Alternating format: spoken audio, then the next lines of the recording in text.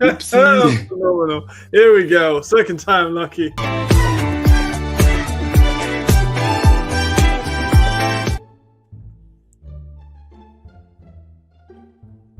You're muted. I can't hear you. Oh my god. Hell. Third time lucky? Let's roll.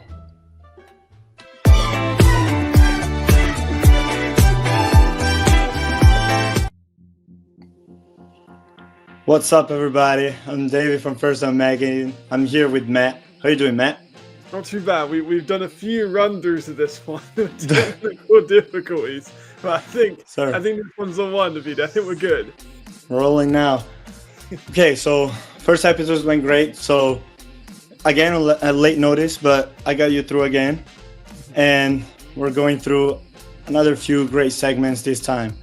So we're starting this time with On the Road. This is the first time that we do On the Road. And it's going to be a little vlog of me going to the Madrid-Hamburg game from week 1. So yeah, it was an amazing game. You're going to hear at the end, my mic literally explodes. Like the audio cuts for a couple of seconds because there was just too much noise in the stadium. So yeah, without further saying, off to On the Road.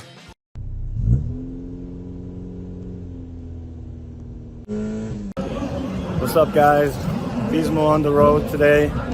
We are at the beautiful Estadio Vallehermoso. Warm-ups right now. We're about an hour from kickoff. Yeah, they assigned me to a media box, so I won't be on the sidelines this time. I'll just react to the game from up top. Very excited for this one. Madrid Bravos look promising. Very great team. Andrew guessed me up on last week's episode, so yeah, let's go. Have to say, the pre-game vibe here in Madrid, it's amazing. There is a record attendance for today. There should be, I think it's 4,000 fans. I'm not sure, to be honest, but I heard there was supposed to be a record attendance. And yeah, look at this shit. El Toro Mecánico. Of course, the Bravos, Mechanic Bull. There is a little game here where I'm gonna throw some balls in. Unlucky. A little beer pong competition, football beer pong.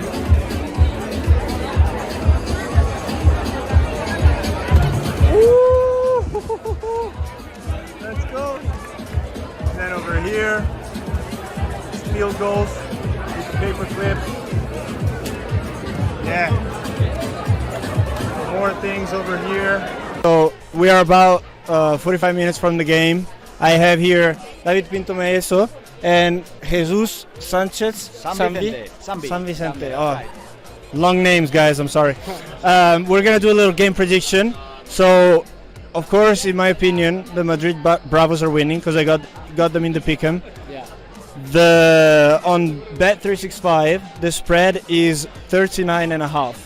So they're saying Madrid minus 39.5. So it's quite crazy. Already? Yeah. That big? I think it's too much. Dang. I think the final score will be the Hamburg defense good though, but the Madrid Bravos offense is gonna score points. I'm gonna go 35-17 for the Madrid Bravos. What about you, David? I mean, I don't think they are going to cover the spread because 39 points. Yeah, it's crazy. It's crazy because Winning by Hamburg, 14 the first game will be crazy. Yeah, it's a shit show in Hamburg right now with the offense, with the staff and everything. But the players, the roster is quite good. Yeah. I'm going to say the Bravos. The concern for me is like they are very thin on the offensive line. Yeah. They have like only 7 offensive linemen for this game. I'm going to say 27 for the Bravos and 14 for Hamburg. Okay, what about you? Well, I think Hamburg has a lot of good players, so they're for sure going to score. And I think they have players enough to score at least 3 touchdowns, so let's get them 20 points, for example. Okay.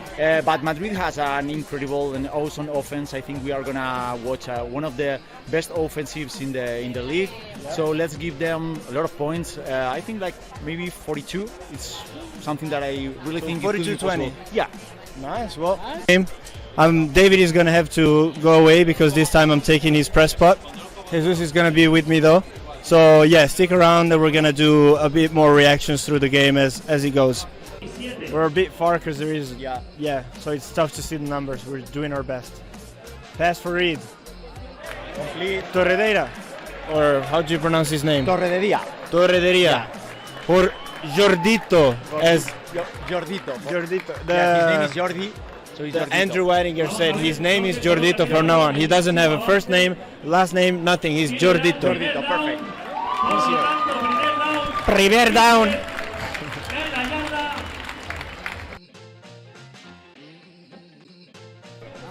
Oh, but now. Oh. Problems or not? Let's Did see. they recover it? It's a bad fumble on the snap. Reed tried to fall on it, but he might have not gotten it. They claim for the recovery, which is normal. Let's see. Yeah, seems like. Hamburg is pointing. Yeah, Hamburg's ball on a very bad fumble on the snap from the Bravos. Stadium has to get loud right now.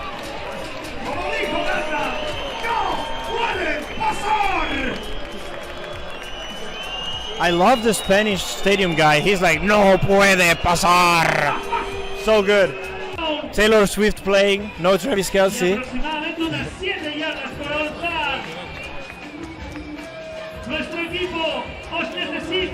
So it's 3rd and 7. Yeah. After a very good defensive play from Yago Rivero. The running back was looking to shake it off, but he couldn't shake it off. Yago Rivero has offers from WWF. I'm gonna try to see if Michael Sam can come here to give us 2 words at halftime. He's switched like 5 seats so far. He cannot stay seated right now. But he's not only standing up, he's walking around. He's nervous. Field goal for Hamburg. Pretty well driven ball down the field. Just couldn't connect because number 35 made a play on it. The drive was nice. They were driving down the field quite nicely. It's gonna end in a field goal though because the Bravos defense managed to step up just in time. It's good. So first point for Hamburg. It's 3-0 for Hamburg right now. On the offense. Nobody crossed the line. Yeah. No, I saw movement from the defense, but it probably was reactive to somebody moving on offense. They're still trying with the offense. After the flag, 4th and 10, they're still trying with the offense. Reed. Oh, bad drop from Cruikshank. Yeah, Cruikshank. Bad drop. It wasn't an easy pass. He had just turned around, but that's a ball that you expect him to catch, really. And the game is over. Ryan on offense. Ryan is kneeling. 17-15. Congrats to Paris because they're keeping it close. They're showing that they're a competitive team this year, but it is Ryan Fire who's gonna bring this one home. It's not a surprise, in fact. I think that Rainfire didn't change enough things to be downgraded. So even if Paris has improved in a lot of things, Rainfire, we have to count on them. Yeah, 100%. Oh, Aaron's in! Touchdown! He's doing the, what's it called? The crane celebration. Is there a flag on the field? Flag on the field. Flag on the field. Okay, referees are talking, so.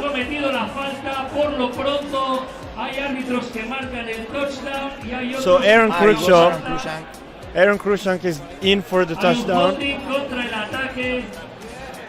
but it's gonna be taken off the board. It's a holding against the Bravos offense. So it's gonna be 3rd and 15 now. Minutes warning to stop the clock. Oh, Reed is going long. Reed's going long for Cruikshank. No. Did he drop it? Yeah, he had it. No, he got it. What a play for Cruikshank. How do you pronounce this guy's name? Cruikshank. There is too many letters that are not being pronounced right there. We can call him Aaron, which is fair. Great play though. Great pass. Maybe a little underthrown. Yeah, If he given him a little more air, he could have gone all the way, maybe. I think so, and there's no wind or something like that, so maybe a little bit underthrown. Still a great catch and a lot of yards. Bravo's almost in the red zone. Michael Leon. No, he's running, Mika Leon. He's running, but he's throwing the. Oh, he was alone. Short. Completely alone. It was a complete catch for number 3. They gave it a catch. Michael Sam is not happy about No, that. he's not happy about that. I thought it was short too, to be honest. I thought he bounced on the ground before. By the way, he was completely alone, so it's a defensive back hold. Yeah. Even if it was almost a broken play, but you can let the wide receivers be so alone. Yeah. It's a running play with number 44, which is a touchdown, easy touchdown. It's Chris. Running by the middle. It's Chris Mankai. Yeah. Chris Mankai, great German talent. He was in the First Down magazine. He was in Berlin Adler, I think, last year. Yeah, Berlin Adler. Yeah. He was in First Down magazine, rookies to watch. He's a great talent for real. And he gets the first touchdown of the game. So we're gonna wait for the kickoff or the field goal, PAT. And if the PAT goes nightly, it's 10-0 for Hamburg. It starts to be a little tricky for Madrid, you know. The game is long, but you need to start putting up points. Sure, and I'm also completely sure that this is not the situation that Madrid was expecting. 100%. No points. It's not only the 10 points or the 9 the points. The PAT is not good, so it's 9 points, Yeah, so 9 points, but being with 0 points is something that we didn't expect. In the first down, easy one. You gotta have better fucking awareness. I don't know if you can hear the commentary from Michael Sam, but he's joining us in this commentary. How, Jesus, 2 minutes warning, is probably going to be a tush push. How do you say tush push in Spanish? Tush push. We don't have another pero word en for that. español. We don't have something like that. Spita en el culo. Really? Empuja hasta que metas. I don't know. It's Andrew Whitinger in the end. He feels like Coach Campbell from the Lions, you know? Very aggressive coach. Let's see if he pays off. Empty formation. Just timing Bello. up. It was a very good ball. First down. It's a first down for sure. Oh, they're like at the 2. They're very close to the end zone. El pase completo. I'm loving this Spanish commentator on the stadium, like the speaker guy. Who was it? Justus Silly, number 8. Silly. Reed. Pass. For a pass and it's complete. Juan Flores Calderon. Yeah. The import gets in the end zone. Wide open, by the way. Absolutely. Completely lost him. I would say it's the first mistake in the defensive backs from Hamburg. What a play, what a play. And it's Juan Flores. I'm so happy for Juan. It was a tough year last year in Milano. The team wasn't the best, let's just say that. And I'm so happy to see him in this offense and already thriving. So good. And being the main objective, no? He's being a star player right now. Or of course, it's good. Yeah, it's good. The kick is good. It's 9-7. Bit of trickery because I'm gonna be commentating the last minute while I'm having dinner. So we're gonna do a little bit of magic. Loving the food, by the way. Guys, come out to this Madrid stadium. The vibe is amazing. Fans are loud. The speaker, so good. You see the people chanting. Defense. And it's like 9:15 and we have still light. Yeah. Also, you can see I don't even have a sweater on. The weather is so nice. I have Michael Sam here with me. How are you doing? I'm doing well. How you doing? Oh, sorry. Distracted. Yeah, so I've seen you switch probably like 7 positions to watch the game so far. You're very nervous watching the game. The Bravos are not doing as well as we anticipated them to do. So, yeah, what can you say about this game so far? First off, I wanted to congratulate how well Hamburg is playing. They're playing on really defense, right? Hamburg is playing well on defense and offense, Yeah, so they're true, playing really well. I think it's the first game jitters. It's the first game home jitters for nervous. Jitters means like you're kind of nervous for the Bravos, and after the halftime, I hopefully to see some improvement from offense and defense. Yeah. I think the offense we were saying earlier, they just need to catch some rhythm. The offense is doing great things, and it was so important to get points before the half. Huge. I think maybe they're being caught off guard by this Hamburg defense. We knew they were going to be good, but they're rallying to the ball so fast. They're playing great. What do you think about the reaction from Hamburg, from Madrid to the Hamburg defense? Again, Hamburg is playing great football right now. I think for the Bravos, they just need to find that rhythm. Right. Going in, scoring right before halftime was a huge momentum. Yeah. I think that's going to carry on to the second half. They need that momentum going into the second half. The receivers need to catch the ball. They're not doing anything wrong. It's mental errors. It's catching the ball, moving the chains, and being aware. Yeah. So I think they need to kind of focus, calm down, and then play good football. Yes, sir. What's going to be the key part that they need to focus on right now to win this game? Defense needs to get the ball. Yeah. They need to give the offense as much time, as many opportunities as possible. Yeah. So the defense needs to step up. Offense needs to score, and that's the game plan. That's my game plan. Yes, sir. What about 3rd and 4th downs? We've seen the Bravos defense take Hamburg into deep waters, and they always manage to get out late in the last few drives. It's mental errors. The defensive line is creating good pressure. They just need to stay level of the quarterback. They need to play a little bit too high, and then finish the play. Yes, sir. They're not doing. The defense is not doing anything wrong, but clearly they can do better. And if they correct a little this and that, they'll be fine. And it's the first game of the season, so you expect the defense to have corrections to have to make, you know? Exactly. Room for improvement. Exactly, and that's why halftime is important. So now we should see a totally different new game. Yeah. I'm expecting a new game. Yes, sir. Thank you so much, Mike. Sir. Hope you enjoyed watching the second half. Davide Smith is in the house. He should be in First Down Magazine if he wants to be someone. Yeah, of course. Davante Smith, if he wants to get a good contract in the NFL, he gotta be in First Down Magazine. Davante Smith, you've seen him do content with the Bravos through the whole week, and we have just got reports that he is watching the game right now. So, another reason for the Bravos to show up. Maybe if we get like a 33-year-old Davante Smith at the end of the career, I wouldn't say no, you know? No, neither I. Motions, just to read the defense. No, another fumble. It's Barrow that jumps on it, but it's another offensive mistake, and it's not. It's like one of those mistakes that is easily fixable, but at the same time you shouldn't do them. Yeah. Not this many, at least. No. So it's 4. They're kicking it. Yeah, they're trying. They're kicking it's a very long one. They were 9, so they'll go 12 if they kick it in.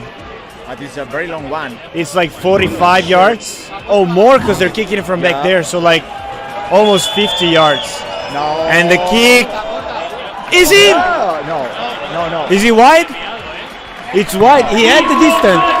That's from this angle. I cannot tell if it's. I can only tell the distance. Yeah, same here. The distance was there, but it was apparently wide.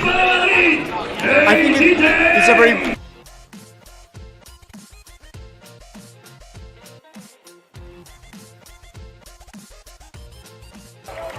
Interception by the Bravos defense. Intercepted. Who is it? Right now, it's number 3, Alaya. Pablo. Sí, Pablo. White Spoon. Oh, Witherspoon. Michael Witherspoon.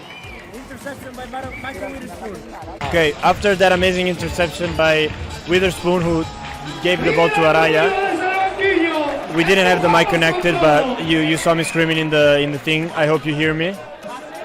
Reed is going long. Wide open. No way! Too long. Too long again.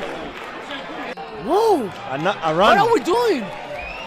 A run with Nico Barrow on 3rd down and long. What are we doing? What the hell? You have a fucking NFL quarterback. Can you fucking... Primer down! First down? Yeah. You need to close the mouth. Bro, hey, you disagree too. You're doubting. I know I just reported what happened. It's the 3rd quarter. Just put up points. Maybe they make me shut up again. I don't know. Oh, it's a good catch. Whoa! And it's a touchdown. Yeah. Primero. Yes, it's a touchdown. Touchdown! It's a touchdown. Touchdown! It's a touchdown. What a play! That was against Christian. Wasn't it? Yes, but there's a flag. Let's see. It's not possible. Come on. Not again. Surely not again. Yes. Oh, false start. False start. Another one. 4th of the game. Yeah, again. Now they are going to kick. So we are going to show if they can do a field goal or not. Let's see if Peña's good, huh? Let's see. Come on, Peña. Your team needs this. Let's see if Peñas can score or not.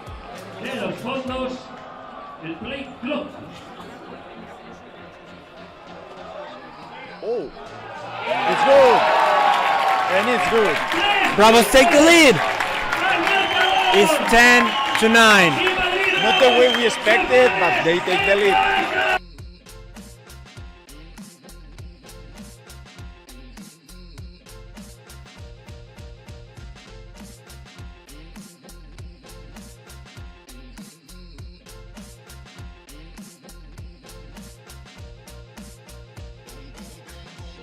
Bro, Griezmann is...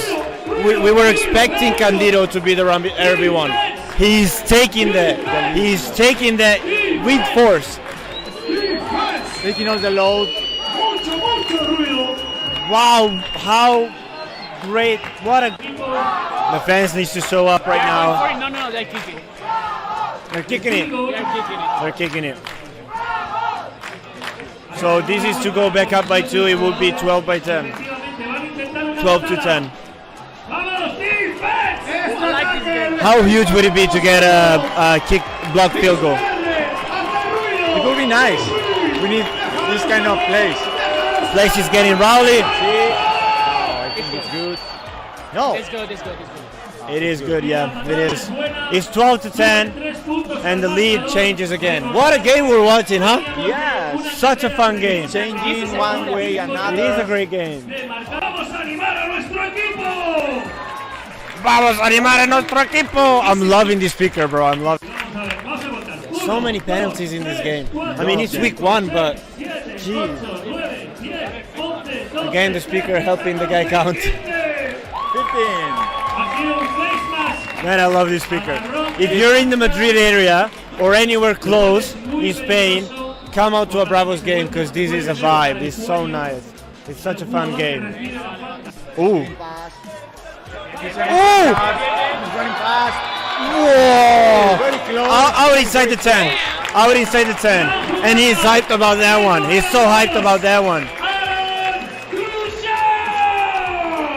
Krushank is very dangerous running the ball. He's showing that he is a very dangerous weapon in this offense. I know there's been mistakes by him. He dropped a crucial ball here in the 4th quarter. By overthrows by Reed. So many flags, but Krushan is showing he's a player that needs to be looked out at after. He's a scary guy. They're all crunched. They're expecting a run. They are ready for the run. Oh, look, heavy press.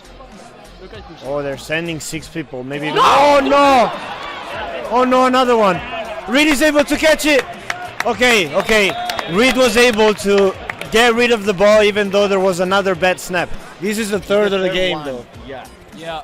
4 Who's offsides on offense, 3 fumbles on the snap. No. That was a Kirk Cousins pass right there. Okay. I mean, he may be buddies with Kirk Cousins. That's the craziest thing. I'm sorry, Reed. This is not an insult. This is a compliment, Reed. It is what it is. It is what it is. Now, Jordito and Edu Perez on this side with Aaron Crucian. Heavy press. Get rid of that thing. What the fuck are you doing? It's a great sack. It's a great sack. Number 5. Who's number 5 on Hamburg? You just cannot run into the pressure. Oh, it's very difficult to find someone here because there are all the numbers. Yeah. Oh yeah, no. No, there's no. Great play. What's going on? Yeah, seems like.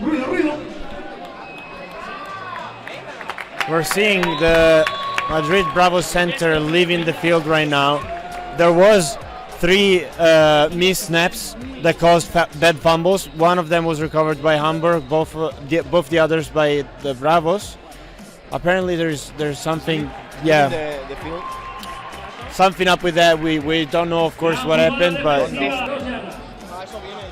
it's a good kick. It's in, and this was a 42-yarder. The kicker is showing that he's something, but he's a real kicker. He's a good kicker. So it's Madrid. It's Madrid up again.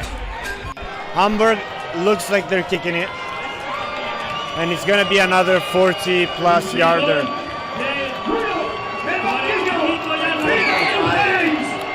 45. Wow, it's very loud here. I don't know if you can hear the fans. I don't even know if you can hear me actually.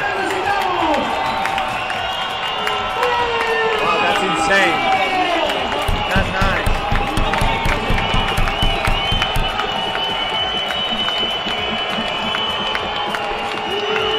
Love the atmosphere.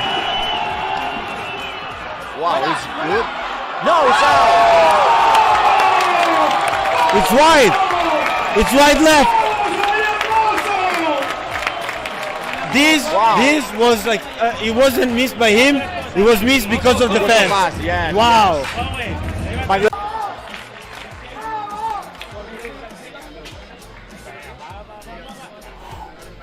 Come on. Come on, Reed. Come on, Reed. Wow, he's alone. And it's a catch from Crucian. Crucian inside the 5 again.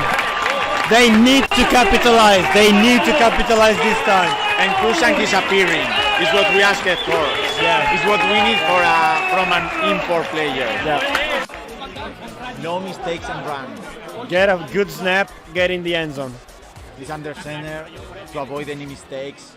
And it's a good run. He's in. He's in.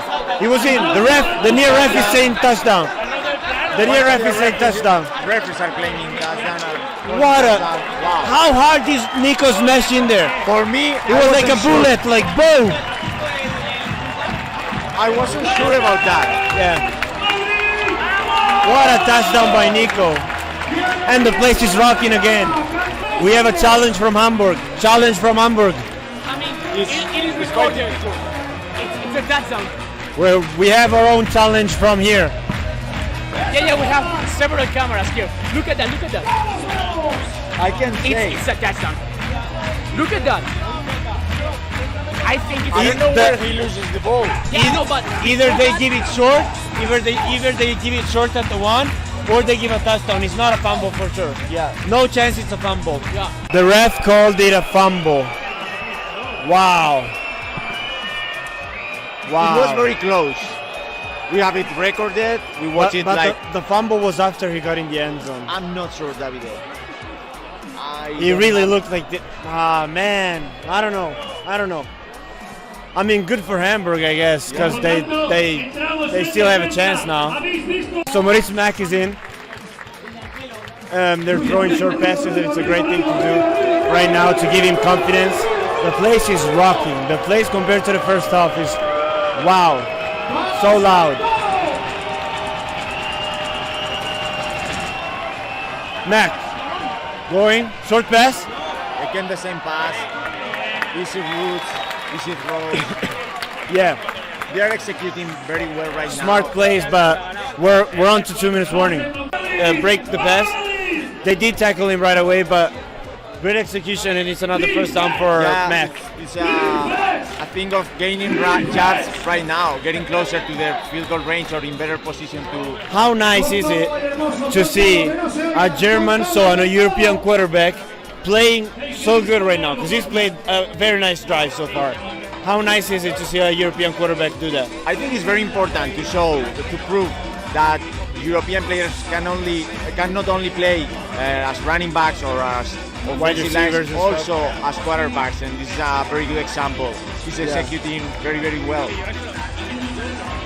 And he's been with this team for so long. If there's anyone you want to jump in randomly in the game, it's him. Yeah, that's true. We are in the best position right now. Yeah. There's no time. Madrid is not going to have any They're time. close enough to kick it. They're managing the clock. They're gonna use the timeout at the right point. They're just rushing to make sure they don't do mistakes. All the fans are on their feet. This is the field goal to win it for Hamburg. So much noise. You can see even Jesus left me to make noise with the fans.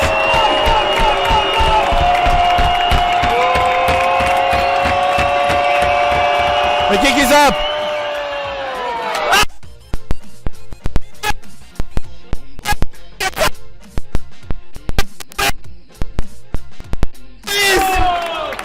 Something happened.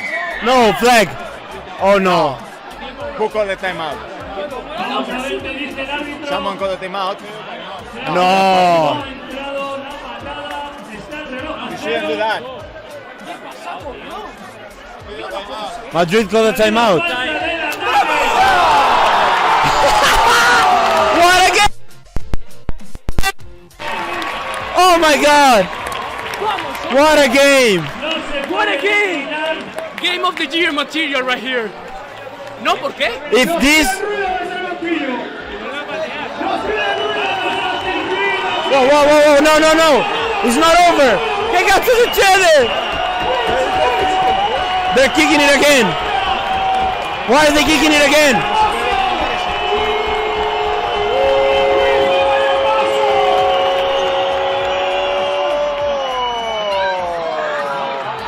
It's out again. My mind.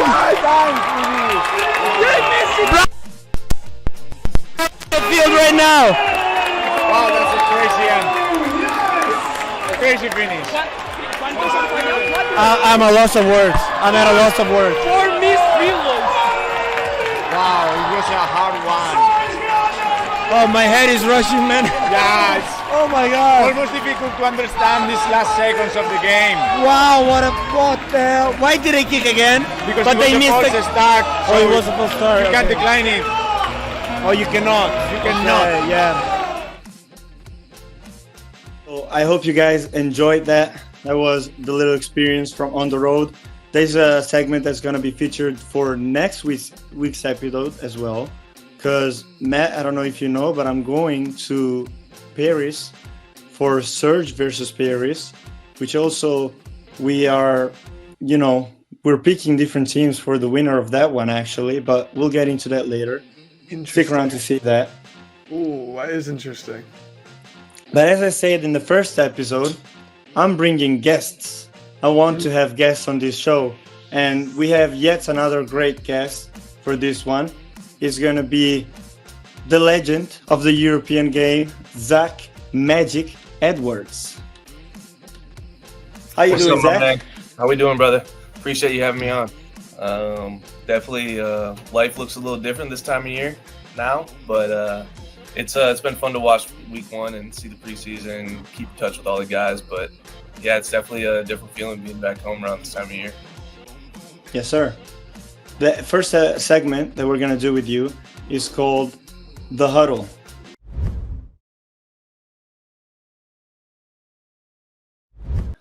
and we're gonna break down, how life is going, and then talk a bit ELF ball, right? Let's do it. Yes, sir. So, what are you up to? So right now I'm doing some coaching. I actually just got done with 7-on-7 team I coach for up here in Minnesota Grind. Nice. So I was helping coach for them, and then as well as I just got an OC position for a high school nearby that I live at. So is that the schedule that you posted on the story? Yeah, that was the schedule. Nice.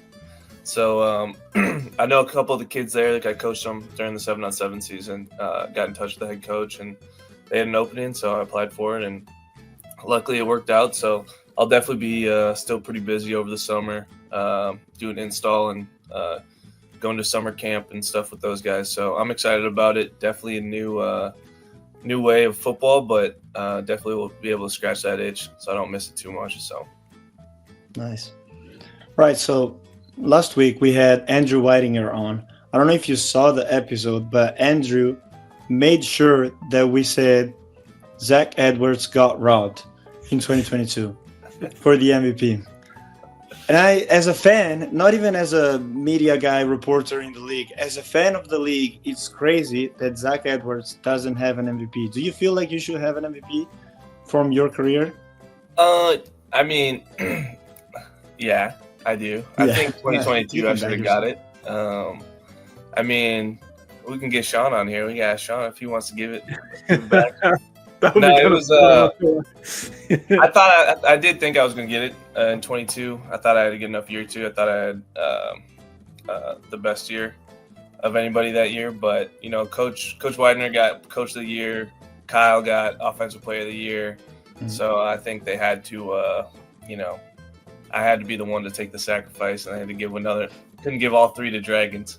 But no, I mean, it doesn't keep me up at night by any means. It was still a good time, to even be nominated. That was cool. And then got nominated again last year. And, you can't really argue with 30 whatever touchdowns my boy Glenn had. So I'll take my Offensive Player of the Year. And but yeah, it doesn't eat me up too much.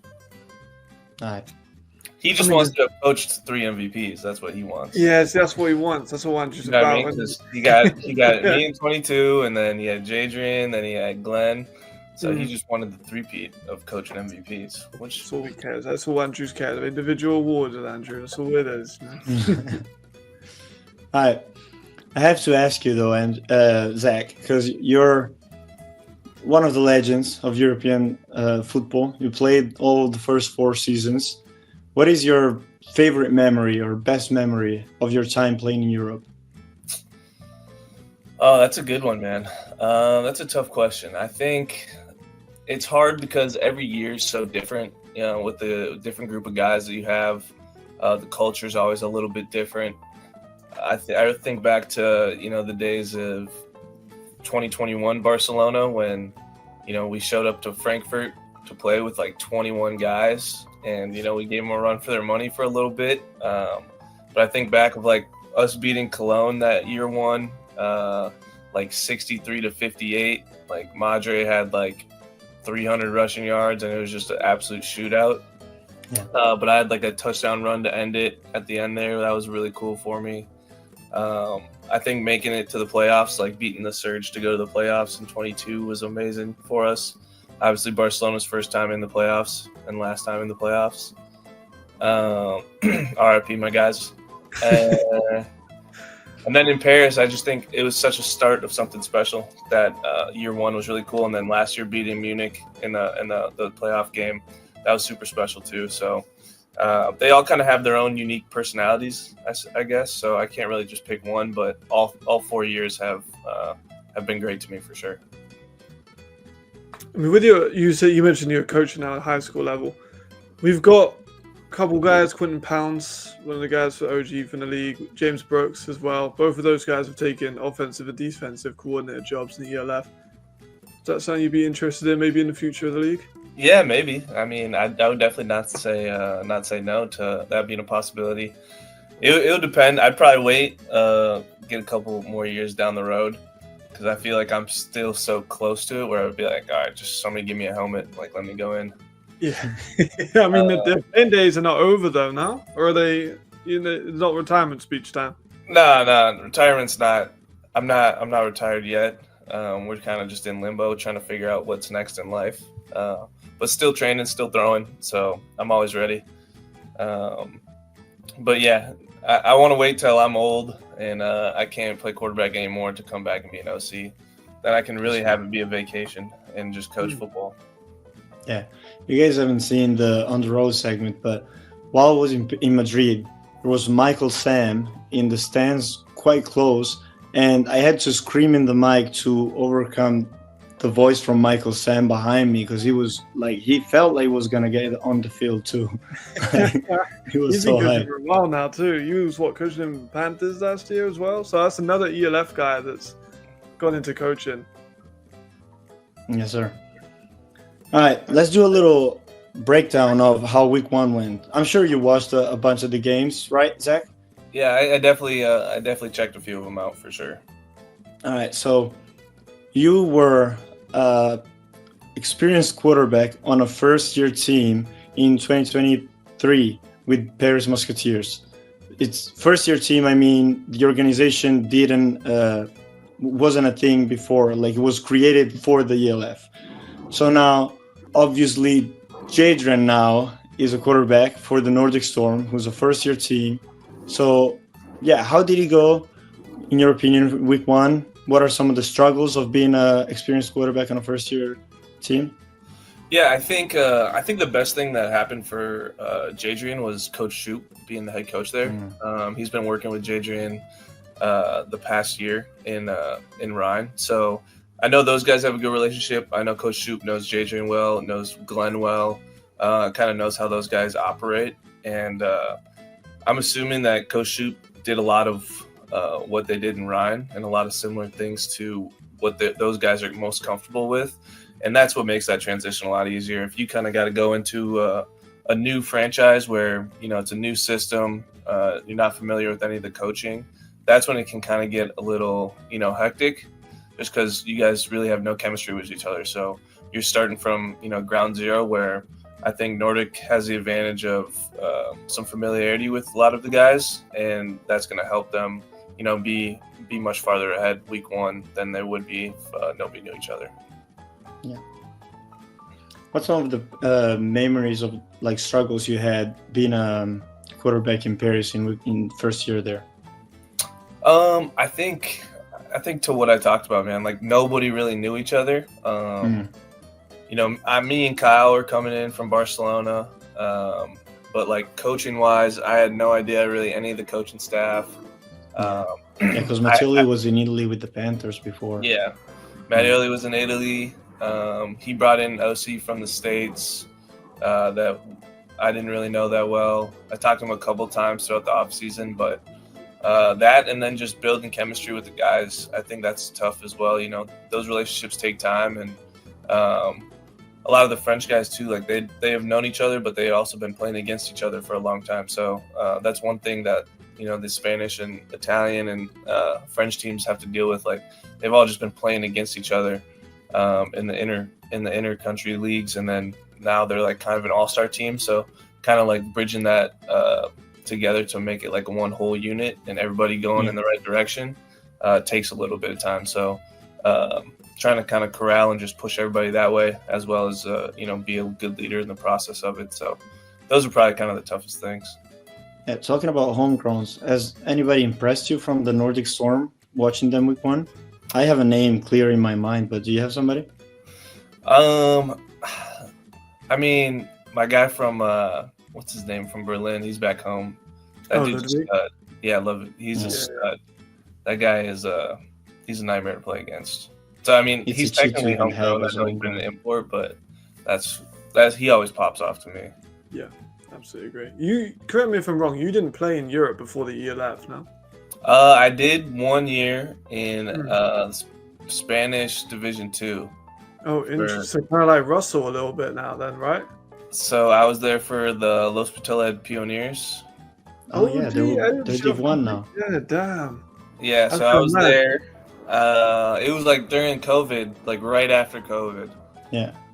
So with all these rookies essentially coming in, because we don't really have rookies, Like Russell Tabor is coming in with the same situation as you from Spain into ELF, DJ Irons, and then you've got Sinnott and all these guys coming in who've never played in Europe before.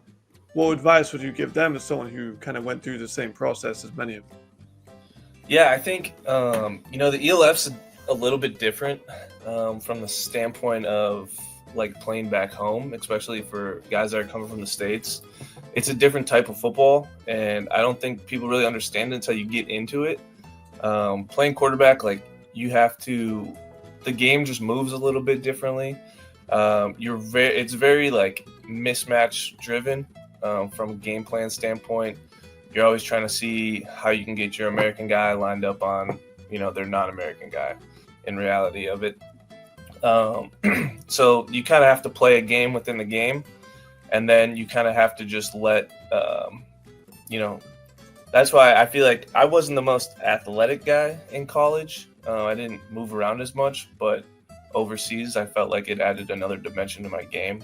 So that helped. I felt a lot as well. But I think the more you can study like the defenses and take that part seriously, because defenses in Europe, like they're not super complex. You can get a pretty good idea of what another team is running. And they'll probably stay in that for the majority of the game. I mean, Rhein Fire is one of the best defenses in the league and have been the past 3 years, and they run maybe 4 or 5 coverages. They don't do a ton, but they're really good at what they do, and that's kind of a common theme throughout Europe. So being able to kind of understand that and then find your matchups and take advantage of them when you can. Yes, sir. Let's move to another game of week 1, the game of the week from last week's game picks. Rhein Fire against Paris. Did you watch it? Were you cheering for Paris from back home? Oh yeah. We're always rocking. Hey, nice. I definitely watched it. I think there was some good things that happened in the game. I thought obviously there was some messy things. Overall, I thought it was a little sloppy, but it's week 1, and I think the biggest thing that people didn't really understand, like the talent-wise is good. Like the Paris team arguably is more talented than we were last year. Yeah.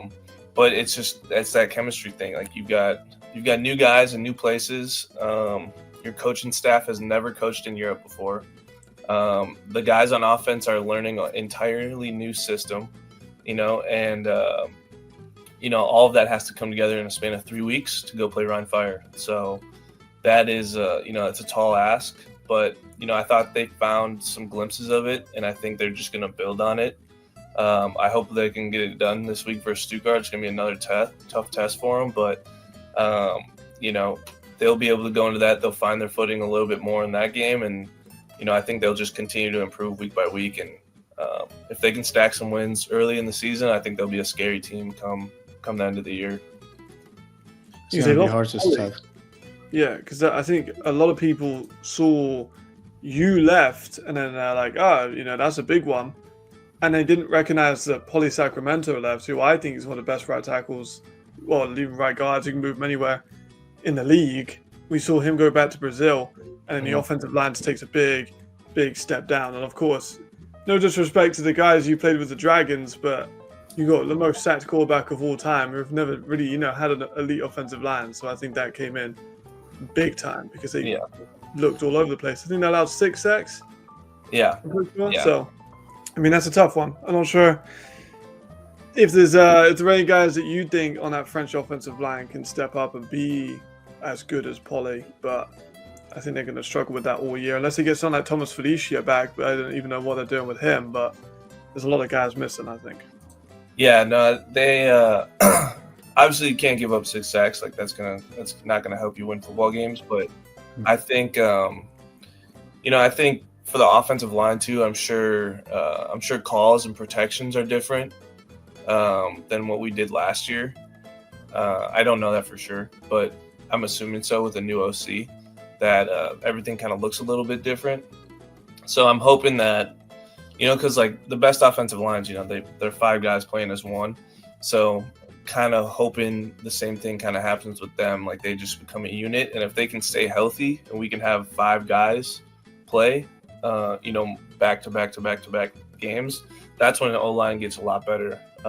It's tough when you got new guys coming in and out to build that wall, so to speak. So. Yeah. What can you say about Hugo Tekadam instead? Because last year he started to take off in his wide receiver career with you as his quarterback. And of course, in the recognition videos, when we did the ELF top 50, he was in your recognition video. He showed love to you. So let's show some love back. He had a great game in week 1. He had a touchdown as well. So, yeah. Yeah, I mean, that's my guy, man. I mean, I love Hugo. He showed up to camp the first year as a quarterback, was my backup like half the year. We had a couple of receivers get hurt. We are like, bro, go play receiver. Next thing you know, he's one of the best European receivers out there. In my opinion, I think he is. I know Harlan Kofi gets all the love over there in Ryan, and he's a stud, but I don't think my guy Hugo's too far off of that. I really don't. You're gonna get some kickback for that. You're gonna get some. I'll rock with my guy Hugo. I think Harlan. I'm not saying anything bad about Kofi. I think that guy's a stud. Oh, no. But I don't think my guy Hugo's too far behind, if at all. So, I'm excited to watch him continue to ball this year. There's really no limit to how good that guy can be. He's fast. He's athletic. He can go up, catch the ball over top of people. He can make you miss. He can do a lot. So, I continue to watch Hugo, and I'm excited for him to continue to get better. I really like Kevin Quintero Diaz and then Davidson Locharel. I just want to know what you think of those guys because I'm criminally underrated in my opinion. I think both of those are studs. Yeah, my Kev, man. I love Kev. Kev was, he's one of the best guys, outside of football. He's somewhat fun to hang out with. Always brings up the vibe wherever he is. Funny guy. But he's been working his ass off, man, and it's been awesome to see his development, continue to just go through the roof. He wasn't there our first year, but he showed up last year and instantly made an impact on, our culture and made his footprint. And he just continued to work all the way through the off season. And he's due to have a great year this year for sure. And then Dada, he came back after the 2023 year, and he looked like he was like a different person. He looked like he ate the old Dada. Like he was like big, massive. And he's another one of those guys, man, that just he's a workhorse. He loves to come in and get better. He's always asking questions and continuing to just up his game wherever he can. So I'm excited. There's a lot of really good young pieces on that team that are going to continue to excite people moving forward throughout their careers. All right. Last question before we move on to the next segment is, who are your super early candidates for MVP this year? Who do you see having the best season? If my guy Jacob Sullivan puts up numbers like that again, you got to hand it over to him. What do you have, like 413 and 7 touchdowns? That was but it's on Cologne now. Yeah, that's what I was about to say. I think my early favorites would be Riley, Ben, and probably Glenn.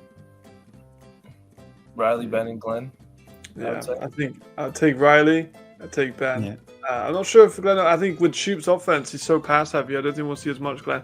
Still see maybe a bit, but I think less so. I think we'll see a lot more Jadrian, like Andrew's first year with Rhino C compared to his second. Given the Shoop's just such like we saw him in Munich too. Like he hated running the ball. So even that Tommy boy, he was just catching out of the backfield. So I think we'll see a lot more Jadrian. So we might see a Jadrian MVP. Yeah, very true. Very true. All right. Now we're gonna move on to game picks.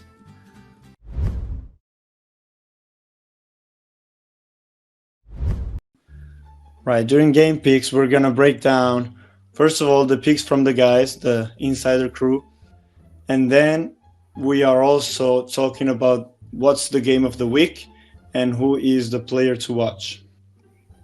So, first one that I can see that we have something different is Hamburg against Prague Lions. I see already my boy Matt laughing because he knows he's the only one that went with Prague. Hell yeah. Yeah, I'm confident, man. I mean, it's at Are you home. being a homer? Are you being a homer, or are I'm you being actually a little confident? bit, I help build the team, but I'm just Yeah. a believer in Ken Hike and Jalen Embry. If he comes back this game, I think Hamburg with Michael Leon is not confirmed if he's going to play that game or not. If he does, then that's a young quarterback taking on two elite Americans that have been in Europe forever. If it is a new quarterback, then that's the guy that does not know who he's playing against, and that's two guys that are going to get a lot of interceptions. So I'm in favor of Prague for sure. Yes, sir. What do you think about this game? I thought Prague looked a lot better than people thought they were going to. I mean, for it to be 28-6 or something against Vienna, I mean, Vienna was beating them boys by like 50 last year. Mhm. So I think they're a much improved team. I think Willie P and Jay Smith over there are going to be pretty solid for them. I think Hamburg, but you picking Hamburg too? Yeah, I think I pick Hamburg. I mean, we've seen Hamburg, the week one defense. They're just scary. They have such a good defense. Weird game though. They so should have won that. I'm thinking, right, they blew those 2 field goals. I'm wondering how their mental is going to be coming into week 2. Fair. And also, we don't know if Micah's coming back because Michael Leon didn't finish the game, so we don't know how he's feeling too. And then Mac played well when he came in for that drive.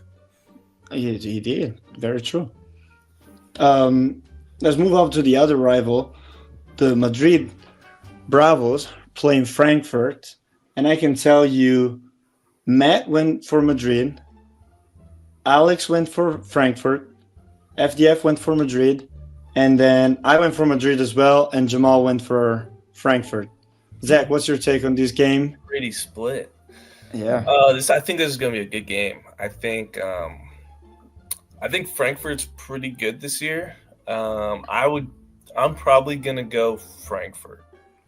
No disrespect to my boys that are down in Madrid. But I don't know. They looked sloppy to me. It didn't look that great. And I think they need somebody to step up and, help them move the ball offensively. Kind of just looked rough. So I'm going to take Frankfurt. I think they held their own at times against Stuttgart, which was impressive to me. They didn't just get absolutely steamrolled. They made it somewhat competitive at times, so I'm going to take Frankfurt. Yes, sir. Yeah. I mean, I think they came to competitive in the fourth. I don't know about the 1, 2, 3. They got kind of ragdolled a little bit in those first 3 quarters. But again, it's against the Surge. Like, I think a lot of people will get beaten up against the Surge. Oh, for sure. But I think they did enough where I was like, okay. Because I think they'll be all right against somebody other than the Surge. But I think the Surge are a very good team this year. Damn good. Yeah, they're so damn good. And they got so many great... The thing with the Galaxy is they got such a great offense. McKay, Platzgummer, Almond, Terry Wright, Len Hart, Steven Nielsen, Kenny Ebanks. Then their defense is just kind of like, yeah. So I think this one could be a bit of a shootout. Yeah. All right, last one that I really want to break down, and it's going to be the game of the week, of course, first this week. We were talking about them right now. The Surge are flying to Paris, and I expected to be the only one to pick Paris, actually, but Jamal's riding with me. It's 2-3. We chose Paris. The other 3 guys all choose Surge. So, yeah, Matt, how you feeling about this one? It's just that Surge team, man. Like, everything they had on the first week was so dominant. Their offensive line, spectacular. Tommy was looking like he could be the best running back in the league. And then behind Tommy, you got Albert and Kai Hunter. Like, those 2 running backs are great. Jeff Cotton looked good. They got Lewis Gyro back. Elite offensive unit. And then defensively, even they looked pretty damn good. You got Malumba, who I think is the best European defensive tackle in the league. You've got a great pass rush. You've got some really good secondary players, and like Mitch Fettig and Raheem Wilson, who are 2 of the best players in the league, full stop. Yeah. Like you said about Paris, they kind of struggled, especially with the offensive line, and then you throw that Surge pass rush at them. I think they're going to struggle. They got a ton of pressure on the Galaxy with a 3-man rush. I think they're going to get even more pressure against Paris with a 3-man rush. I think it should be pretty comfortable for them. I know it sounds crazy, but Paris are a damn good team, but you win and lose in the trenches, and they look a little bit soft there. Yeah, I mean, we put Paris up as a contender at the start of the year, and we talked about it in last week's episode too. They have such a tough start to their year. They need to find a way to win some of these games. They still have another one against Ryan, I think. They have 2 games against Frankfurt still. So, yeah. Zach, do you think Paris can bring one home in this one? I do. I'll never bet against my boys. Yes, sir. I still got too much love over there. So, yeah, I'm picking Paris for sure.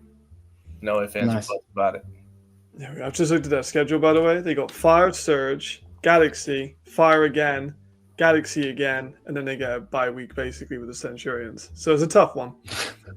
Oh, it's crazy work to call the Centurions a bye. I mean, what? Name me one like elite player from the Cologne Centurions. That's fair. I can't. No disrespect, but like that team is poorly built. Yeah. So, after saying that, Zach, what's your prediction for record after going on 1? What's the prediction for after 6 weeks?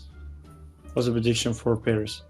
I think through 6 weeks, you're saying, or just yeah. So they have 2 Rhine, 2 Frankfurt. They still play Surge, and then 1 against the Centurions. They for sure beat. I think they get Rhine the second time. Mm-hmm. I think they can beat Frankfurt both times, and then Centurions is a win. Yeah. So, okay. So 4 and 2. I think they'll be fine, man. I really do. I think they'll continue to get better every week. If they can get this one this weekend, that'll be a huge one that I think will really set the tone moving forward. So I don't want to call it a must-win, but if they get this one done, I think it can really propel them into a really good year. So, and also this is a divisional matchup, right? Yeah, it's a divisional game as well. So yeah, if we can get it done, that would be huge for us. And then I think it just keeps rolling and stacking from there. So nice. They've never beaten the Surge either. 0-2 against the Surge historically. I know, man. No, my bad. I didn't even put that together. I'm just looking at the numbers. We're close. We're so close. Both times. Man, there's tough games. I mean, the last few years they've just been a blueprint on how to do a rebuild. So yeah, there's no shame in it. Yeah, I think it would be so much fun to see Paris win against the Surge, because it's weird to me that Paris is one of, like, French people, everybody hates French people, blah blah stuff like that, and they don't have rivalries with anybody. Why? Like, I guess it's because they're not mid tier, they're high tier still, but like, I don't know, it will be a fun rivalry to get with Surge, in my opinion. I think they should have put Madrid on Paris' schedule. That one was our best rivalry last year. That was a lot of those guys knew each other, like that French-Spanish rivalry. That was a tough one last year. I mean, we got them both times, but those were not easy games, not at all. So that would have been my idea for a rivalry for Paris. Would have been those guys. Yes, sir. Maybe playoffs. Yeah, that's what I was saying. Hey, let's hope we see it in the playoffs. All right, Matt. I have a player to watch for this week. Okay, I've been given this from the higher ups. The higher ups is Jamal Clay. It's Carlis Browns, homegrown for the Panthers Rocklow, playing defensive end. He's gonna go against the Nordic Storm. He's saying, Jamal is saying he's gonna get some pressure on that O-line for the Nordics. They're gonna have their hands full. What do you think about this one?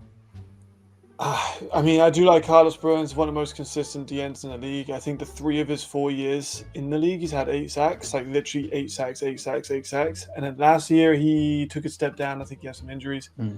It depends if he's playing inside or out. If he's playing inside, he's got to play against Raheem Christensen, and he is the best center I've ever evaluated in Europe. So, yeah, I do like Carlos, but if he's playing outside, I think he'll have a lot more success. It looked like Nordic were kind of lacking a premier left tackle. They missed out on Victor Stoffel. They missed out on Steven Nilsson. That's 2 guys that could have been homegrowns for them. Big deal that they lost those. I like Victor Newman and the other guys they have that are filling out that tackle core, but It really does depend because Carlos can play all over from a 3 to a 9. So you play Carlos outside, I think he does well. You play him inside, I think he'll struggle a lot more. But they do have the interior defensive line to supplement if they want to kick him out, which I think they should do. But I think he's been a good pick there. Well, what's your player to watch this week, Zach? Ooh, can I say Hugo Tekadam? You can say, Ooh. you can say, I mean, trying to think of that matchup though. He's got to go against Raheem and Mitch. Yeah, no, I think my guy A-Mitch is due. I think it was tough. He ain't too much love last week, so I'm hoping they start game planning some ways to get that guy the ball because he's explosive, man. And Paris is going to be, have a much better chance if they can find that guy in the end zone. So, who's my player to watch? That's tough. I mean, can I give one, Davide? Yes, sir. Can I go for Marco Schneider? I think he was one of the players you look all the way back on my YouTube channel, the first video I ever made was on Marco Schneider, the receiver from Raiders. Last week got 94 yards. I think this year he's going to have a big step into kind of that number 2, number 3 status as a receiver. He's going against Helvetic. I don't think Helvetic have a very good defensive backcourt at all. I think you could argue it's the second worst defensive backcourt in the league. And I think he'll have a big day. I don't think anyone in that DB core can match his swiftness and his sharpness on his routes. So I think Marco Schneider can get like 8 or 9 catches for like 80 to 100 yards. Gee, okay. It's the week of the Omers, by the way, for the game picks, because Jamal picked the Helvetic to go against the Tyrol and win it. Of course. I mean, they have to win it if they want to have a good season, but it's going to be tough. Yeah, especially against the Raiders. Like, they actually had a pretty good defense last week. I know the score, they gave up 20, but like they scored 3 turnovers. And Weed, as much as I enjoy watching him, is more turnover prone than a lot of other quarterbacks in the league. So I think Takes more. He takes a lot of risks. He takes a lot of risks. I think he's such a fun player. I think he's going to score a few touchdowns, but he does definitely throw some balls where they're like, maybe you could just take off and use your legs a little bit more often, but we'll see. Zach, who's your favorite underrated quarterback for this season that you just like watching play? Ooh. Let's see. I got to run through them real quick. I'm excited to watch, what's his name? Tabor in Munich. Mm-hmm. I think that one, he's a young guy. I think he has a lot of room to like grow in this league. I think he signed like a 3-year deal, didn't he? Yeah. Yeah. So I'm excited to see kind of how he progresses. To sign a 3-year deal, they must have been very confident in that guy. So hopefully he can make those strides and keep it around. And I'm also excited to watch Reed being a guy that's played at high level over in the States, seeing kind of his transition to Europe, kind of see how that goes for him. I think sometimes it can be good and sometimes it can be bad. So I'll definitely be paying attention to that, see how he's doing. Yeah. You're actually earlier. For Russell, you're actually my comp for Russell. Oh, really? Yeah, I think that's interesting. Because I didn't know you played. I forgot you played in Spain at first. I knew you didn't come in as a rookie because I did that graph sheet of the first year in Europe quarterbacks. But when you reminded me of Spain, reminded me so much of Russell, and your style of play for me was similar when he played in Spain. Yeah. Yeah, no, is he like 21 right now or something? Yeah, he's young. Like he's a. Let me see if I can get the exact age for you. But yeah, he's young. He should be a junior in college. Because he, I think left North Carolina a little early, if I'm not mistaken. Oh, he's 20. He's 22. He's 22. Still. Yeah, still a young guy. There's guys playing college football right now that are 26. Yeah. I mean, Michael Leon was a 7-year college guy as well. So yeah, that's crazy. I think we've gone through everything that we needed to get through. Matt, do you have any other question? Anything before we close out? I'm all good. Answered everything I needed. I'm glad to chat to you again, Zach. It's been fun. Yeah, yes, sir. Absolutely, man. I appreciate you guys having me on, and I'll be around all summer if you ever need me. Absolutely. Give you guys some more hot takes. Hugo, take it Oh, down. we gotta get you on the ELF Live at some point too, bro. Ooh, Say what? We gotta get you on the ELF Live soon as Oh well. yeah, let me know. Let me know. Absolutely. nice. Always on recruitment. Yeah. So a lot of fun to have you on, Zach. Thank you so much for coming on. And yeah, it would be lovely to have you on again later in the season to break it down again. But yeah, episode 2 is in the books.